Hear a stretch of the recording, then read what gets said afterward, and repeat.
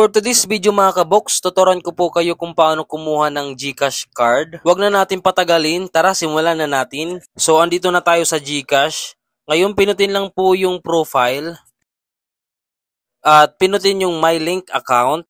At ngayon pinutin yung GCash card. Ngayon naman pinutin mo yung order a card. At ngayon ito yung lalabas. At ngayon naman pinutin mo yung send me a card. At ito yung lalabas. Meron kang babayaran na 250. Dapat may laman yung GCash account mo. At hindi mo na ito marirefund kapag makapagbayad ka na. At ngayon pinutin natin ang next.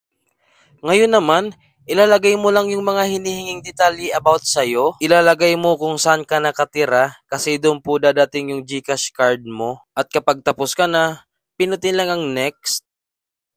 Dito naman, i-review mo yung information na binigay mo. Kung tama naman lahat, pinutin mo lang itong maliit na box at pinutin mo ang confirm.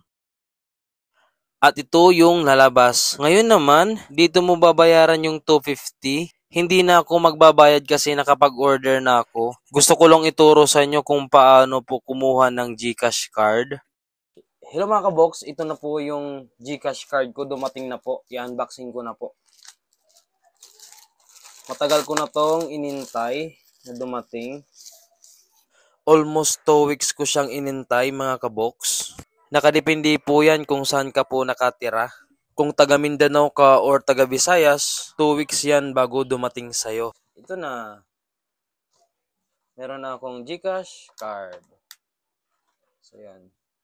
At kung hindi mo pa alam kung paano i-link yung GCash card mo sa GCash account mo, gagawan ko po yan ng tutorial. Tingnan nyo na lang sa description box or hanapin mo na lang sa mga videos ko. Salamat sa panonood. Bye-bye!